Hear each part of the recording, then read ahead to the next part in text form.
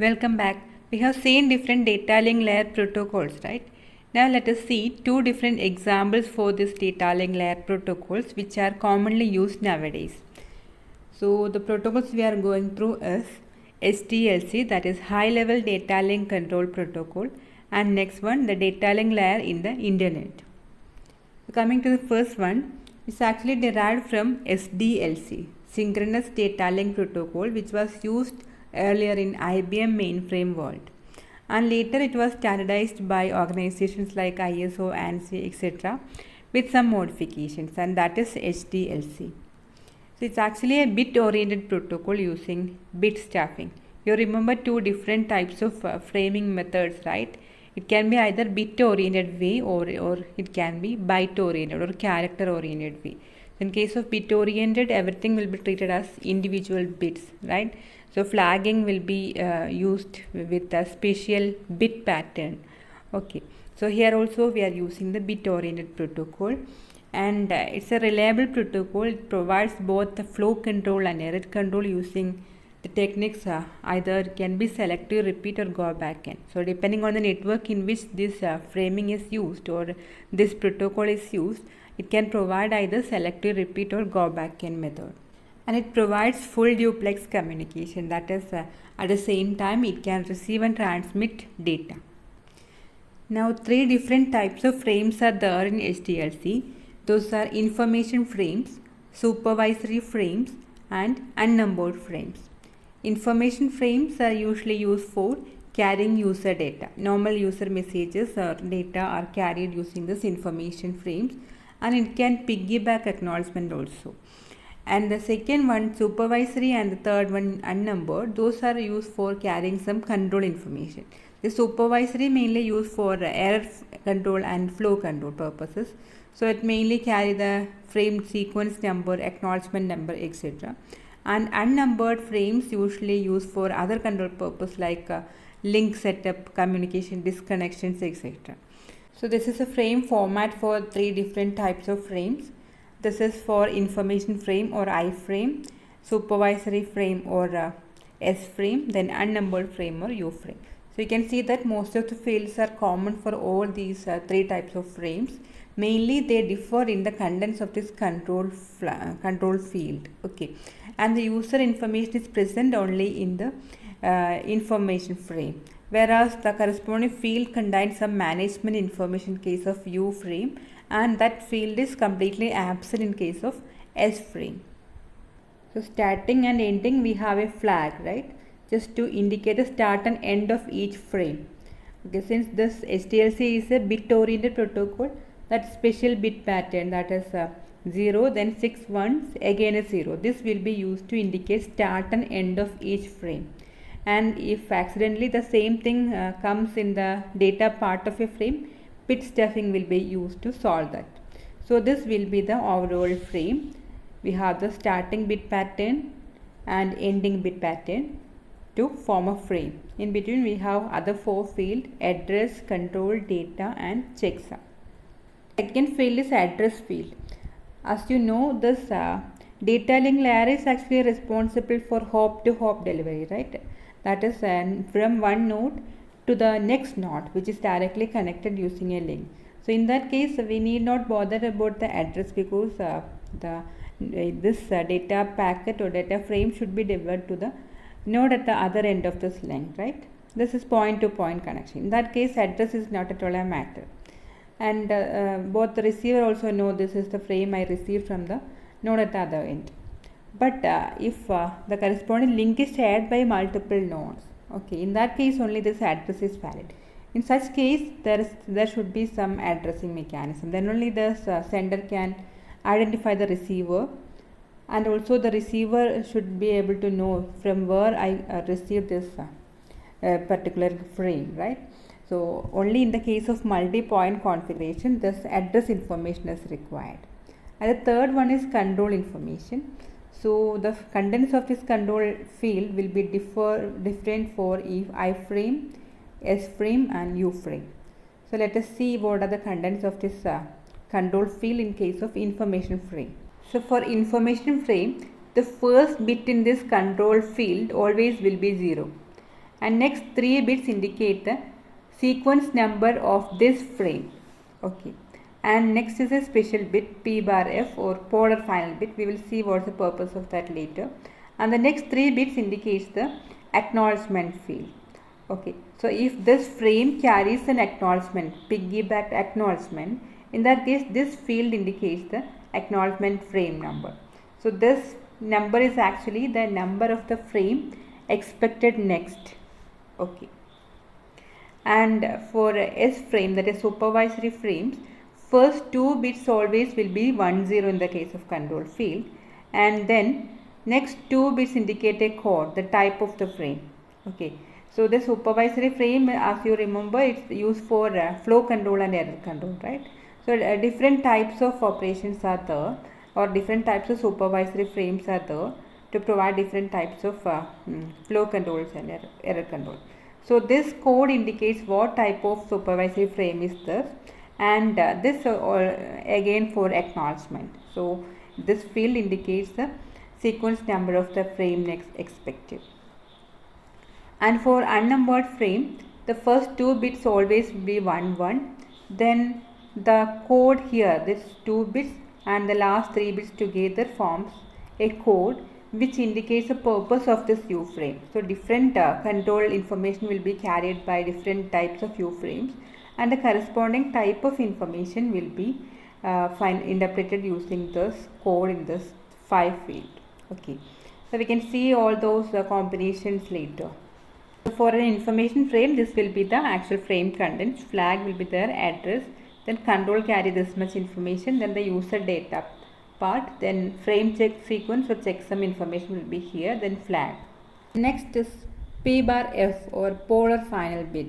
Okay, it is a single bit actually, and this have different interpretation depending on the situations. So usually this is used in case where one machine acts as a primary machine and we have a set of other machines, those act as a secondary machines. Say just for example, one master is there and a lot of slave machines are there, or one mainframe system is there and a lot of other dumb terminals are there. In that case, let us call the main system as the primary machine and other set of systems as secondary machines. So this primary machine will inquire for some information from this secondary machine. That is called actually polling. Whether I have some data from your side, such a query can be from the primary machine to secondary machine. If the primary machine query for some information from the secondary, it's inquire about some information. So in such case, if the corresponding bit is set, P bar F is 1, that means that is a polling frame. And upon receiving such a polling, the secondary may respond with some information. Okay, some data frames may be sent from the secondary to primary. In that case, if this field P bar F field is set, that means the corresponding data is the final one from the secondary to primary. So all data from the secondary to primary except the last one, this P bar F should be 0. Only for the final data frame, this P bar F should be 1 in the case of secondary to primary. So depending on the direction of communication, the interpretation of this bit will be different. We can see an example for that. Okay, so we have a main frame system here. We can call it as a primary system, and then we have a set of other stations here. Those are secondary here. Okay, so first the main frame system poll for some data from the secondary machines. Whether you have some data or something like that, it's asking for some data. So P is set as 1. This means this is a poll frame. Okay, and upon receiving this poll frame, station A responds with a data frame. Okay, and you can see that the corresponding bit is 0 here.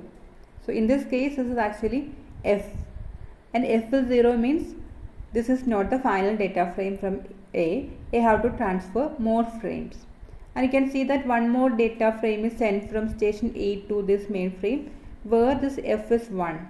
That means this is the final data from station A to mainframe system. So after that, this mainframe can close the connection from mainframe to station A. So based on the situation, this meaning will be different. And upon receiving this last frame from A, this mainframe send back an acknowledgement. You can see an acknowledgement, right, where the P is set as 0. It's not a poll frame, it's simply an acknowledgement. Okay, so this is how this P bar F bit is interpreted. Now coming to the information field. So in case of information frame, this carries the user data, and for other two things, in case of S frame it is missing, and for U frame it is the management information. And the next field is FCFs, that is frame check sequence. So the information required for error computation, error detection will be there in this field.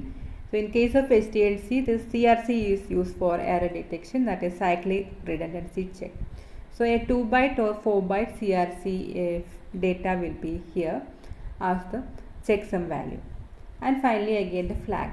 So this is the frame format. And coming to the control field for S frame, supervisory frame, the first 2 bits, as you know, that will be 10. Then we have a code, 2-bit code, then acknowledgement number. So let us see what are the codes. Okay. So if this 2-bit field is 00, it means the corresponding frame is receive ready. Receive ready in the sense is a positive acknowledgement. So the frame number, that's the acknowledgement number here, indicates the next frame expected. Okay. So that's a purely a positive acknowledgement frame. And if it is 01, the code is 01, that is reject. Reject is actually negative acknowledgement. So in that case, this carry the frame in error or frame which is lost.